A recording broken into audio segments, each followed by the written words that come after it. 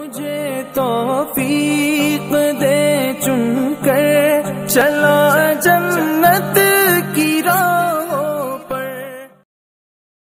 باقی بہت ساری چیزیں لوگوں نے اپنی طرف سے بنا لی ہے جن کا کسی حدیث سے قرآن سے کہیں ثبوت نہیں۔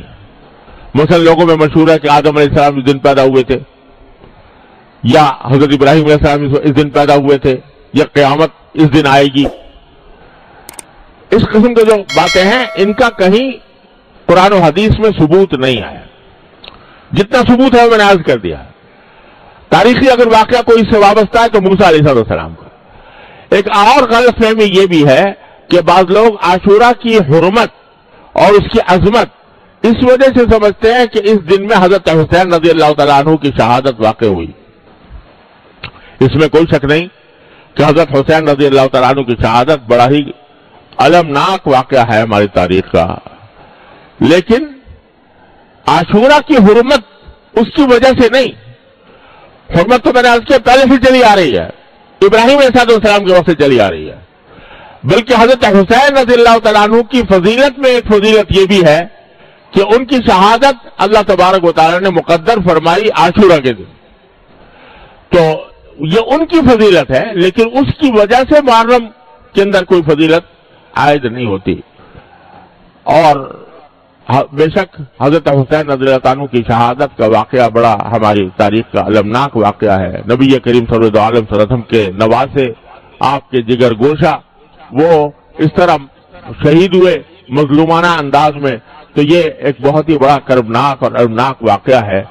لیکن اللہ تبارک و تعالیٰ نے ہمیں یہ تلقین فرمائی ہے، نبی کریم صلی اللہ علیہ وسلم کی تلقین یہ ہے، کسی کی بھی وفات ہو، کسی کی بھی شہادت ہو، تو نبی کریم صلی اللہ علیہ وسلم نے یہ فرمایا کہ اس موقع پر ماتم کرنا، گریبان چاک کرنا، اپنے گالوں کی پٹائی کرنا، اس کو سرکار دو عالم صلی اللہ علیہ وسلم نے ارشاد فرمایا کہ جو ایسا کرے وہ ہم میں سے نہیں ہے۔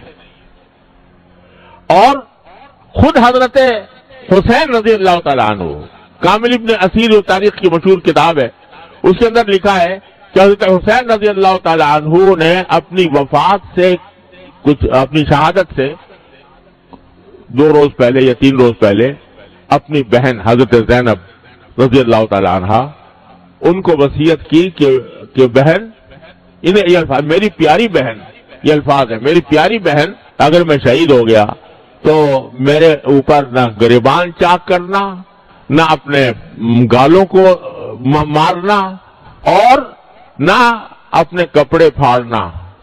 یہ وصیت فرمائی حضرت حسین رضی اللہ تعالیٰ عنہ۔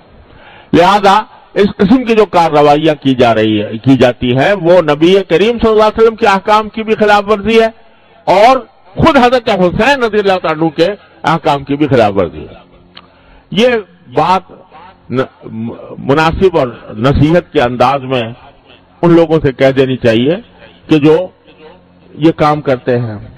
لیکن یہ بھی ساتھ میں عرض کر دوں کہ بندے کا کام یہ ہے کہ وہ حق کی بات حق طریقے سے، حق نیت سے اور نصیحت کے انداز میں، شفقت اور محبت کے انداز میں پہنچا دے اس شخص کو جو غلط راستے پر ہے۔ لیکن پھر اس کی ذمہ داری ہے کہ وہ حق کو اختیار کرتا ہے یا باطل کو اختیار کرتا ہے۔ انسان کو اس بات کا مکلف نہیں کیا گیا کہ وہ زبردستی دوسرے کو اپنی بات منوائے۔ قرآن کریم کی وہ آیت جو میں نے پچھلے جمعہ میں پڑھی تھی، نبی کریم صلی اللہ علیہ وسلم سے اللہ تبارک و تعالی نے خطاب کر کے فرمایا لست علیہم بمسیطر فذکر انما انت مذکر، نصیحت ضرور کرتے رہیے، آپ نصیحت کرنے والے ہیں، لست علیہم بمسیطر، لیکن آپ ان کے اوپر داروغہ بنا کر نہیں بھیجے گئے کہ زبردستی ان کو ہدایت کے راستے پر لائے۔ جب کافروں کے بارے میں نبی کریم صلی اللہ علیہ وسلم کو یہ ہدایت دی گئی ہے تو اگر کوئی غلط راستے پر ہے، مسلمان اسلام کا دعویٰ کرنے والے، ان کو بھی محبت پیار سے بے شک سمجھا دو، لیکن کوئی آدمی داروغہ نہیں بنایا گیا کہ زبردستی اس کو مجبور کرے کہ نہیں تم میری بات مانو اور اپنی بات چھوڑو۔ لہذا یہ جو ہمارے معاشرے کے اندر یہ ایک بعض لوگوں کا یہ ذہن بن گیا ہے कि वो दूसरों को अपने अकीदे की तरफ जबरदस्ती खींचे, और अगर कोई नहीं आता तो अल्लाह बचाए लड़ाई के ऊपर भी आमादा हो जाए, मारने पीटने पर भी आमादा हो जाए। और उसी की वजह से अफसोस है कि हमारे मुआशरे के अंदर ये कत्ल गारतगरी का भी बाजार, खासतौर से मुहर्रम का जब महीना आता है तो उसके अंदर लोग सहमे हुए होते हैं कि पता नहीं क्या हो जाएगा, और एक दूसरे के ऊपर लड़ने मरने के लिए तैयार हो जाते हैं और दूसरों के खून बहाने के लिए तैयार हो जाते हैं। अरे ये तो वो महीना है कि जिसके बारे में मैंने शुरू में बताया कि काफिर लोग भी, लड़ाई अगर हो रही होती थी मुहर्रम का महीना के अंदर, लड़ाई उनके नजदीक भी हराम थी। काफिर लोग वो लड़ाई को और कुछ तो खूनरेजी को नाजायज समझते थे। अब अगर मुसलमान इस मुहर्रम के अंदर एक दूसरे के गले काटे, एक दूसरे के ऊपर हमलावर हो, ये बड़ा जबरदस्त ऐब है जो इस कौम के ऊपर लग रहा है।